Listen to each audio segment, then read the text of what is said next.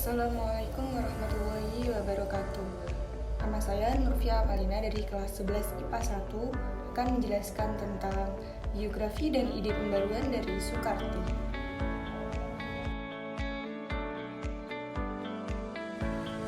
Biografi Ahmad Soekarti. Bernama lengkap yaitu Ahmad bin Muhammad Soekarti Al-Kharaj.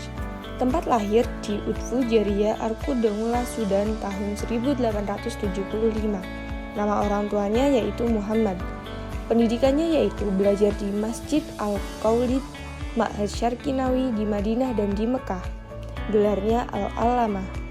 Cita-citanya ingin belajar di Mesir.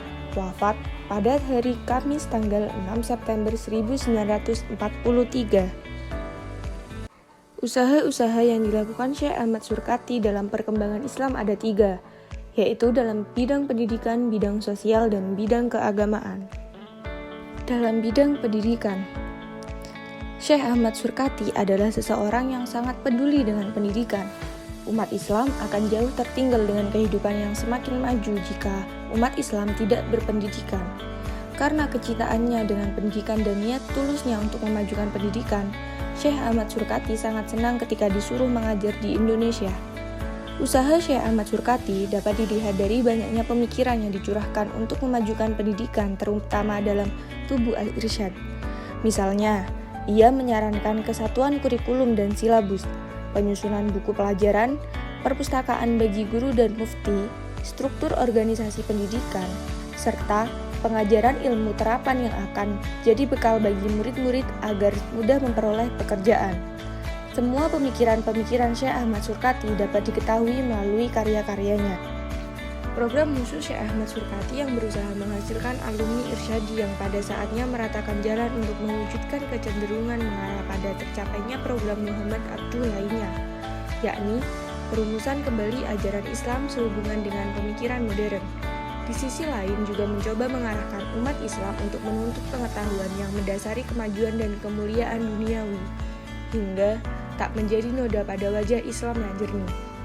Program Syekh Ahmad Soekarti tampak dalam majalah Az-Zakaria yang diterbitkannya pada tahun 1923, yaitu membersihkan Islam dari pengaruh-pengaruh yang salah, khususnya dari banyaknya hadis-hadis palsu yang dijadikan pegangan, menunjukkan kekeliruan dalam mengkaji ajaran Islam dengan pendekatan akliyah dan nakliyah, menunjukkan bukti-bukti tentang kemajuan pengajaran Islam dan kesesuaian sebagai pedoman untuk bangsa, mendorong umat Islam menuntut kemajuan atas dasar ilmu pengetahuan agar umat Islam tidak menjadi noda hitam pada wajah Islam yang bersih. 2. Dalam bidang sosial, perubahan melalui pikiran-pikiran yang dilontarkan Syekh Ahmad Soekarti ke tengah masyarakat Hadrami di Indonesia mengarah pada 2 hal. Pertama, tak lepas dari pendiriannya tentang kemanusiaan. Kedua, peningkatan kualitas manusia melalui proses pendidikan. Keadaan masyarakat Arab Hadrami saat Syekh Ahmad Soekarti datang ke Indonesia tahun 1911 dibagi dalam 3 kelas masyarakat. Pertama, orang-orang biasa dan kelas bawah di Hadramaut, termasuk pedagang kecil. Kedua, orang-orang terpelajar yang mendapat gelar syekh dan dianggap sebagai pemimpin agama. Di Hadramaut, para syekh ini menyukai posisi tinggi mereka. Ketiga, golongan syahid yang menganggap dirinya keturunan langsung Nabi Muhammad SAW. Mereka berasal dari garis keturunan Syahid Basrah, Ahmad Al-Muhazir, yaitu cucu ketujuh dari cucu Muhammad SAW yang bernama Husain. Usaha yang dilakukan oleh Syekh Ahmad Soekarti tidak sia-sia. Fatwanya cukup mempengaruhi kehidupan kaum muslim Indonesia dan Sayyid Arab. Khusus pengaruhnya terhadap muslim Indonesia cukup positif. Perubahannya terlihat dari sikap beberapa tokoh terpelajar Syahid yang kemudian menolak diistimewakan, seperti Abdullah bin Abu Bakar Al-Habsyi, Muhammad bin Abdul Ar-Rahman bin Syihab, Muhammad bin Abdullah As-Satiri, Ahmad bin Abdullah As-Sakaf, dan Al-Mawala bin Yahya. Ketiga, di bidang keagamaan. 1. Ijtihad dan taklid. Ijtihad adalah sebuah langkah yang sungguh-sungguh untuk menggali sebuah hukum permasalahan dengan cara menafsirkan ayat-ayat Al-Quran.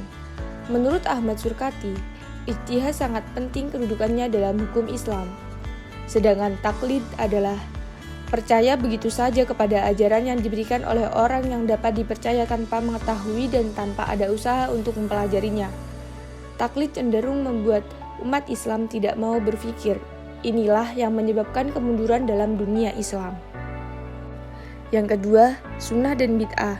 Sunnah adalah suatu amal perbuatan yang jika dilakukan mendapat pahala dan apabila ditinggalkan tidak berdosa. Sedangkan bid'ah, menurut para ulama adalah sebuah jalan yang diada-adakan menyerupai jalan yang syar'i, yang diniatkan untuk ibadah dan bertakarrub kepada Allah. Bid'ah membuat seseorang meremehkan dan menggantungkan diri pada ajaran bid'ah yang tidak pernah diterangkan oleh Allah Subhanahu wa Ta'ala. Maka dari itu, bid'ah harus diperangi. Menurut Syekh Ahmad Surkati, sunnah adalah perkataan, perbuatan, dan persetujuan Nabi Muhammad SAW selain dari Al-Quran. Ia menolak apabila sunnah diartikan sebagai suatu cara untuk membuat cara baru atau perbuatan baru yang belum jelas asal-usulnya. Yang ketiga, menziarahi makam dan bertawasul kepada para nabi dan wali. Sebenarnya, menziarahi makam berhukum sunnah jika tujuannya untuk mengingat akan terjadinya kematian atau akhirat. Yang tidak boleh dilakukan adalah meraung-raung dan menangis ketika berziarah. Sedangkan bertawasul adalah upaya untuk memperoleh syafaat dari Nabi. Di samping itu, hal tersebut adalah sesuatu yang baru yang diada-adakan, dan setiap yang baru dalam agama atau ibadah adalah bid'ah. Tujuan tersebut dipaparkan Syekh Ahmad Surkati dalam pengantar yang dituliskannya di Az-Zakirah. Yang A. Memperlihatkan hadis-hadis yang palsu dan kisah-kisah yang direkayasa namun dipercayai sebagai ajaran Islam oleh Muslim di Indonesia. Yang B. Untuk membuktikan bahwa argumen-argumen yang kontras dengan Islam adalah salah dengan menggunakan dalil Al-Quran dan hadis Nabi. Ia juga berharap dengan cara ini Muslim Indonesia akan melaksanakan rukun Islam dengan benar. Yang C. Untuk menjelaskan bahwa Islam adalah agama yang mengajurkan kebajikan sesuai dengan segala zaman dan semua negara. Yang D. Untuk mendorong kaum muslimin agar mengikuti kemajuan dan tidak didikte kekuasaan atau pengaruh asing. Sekian presentasi yang dapat saya sampaikan.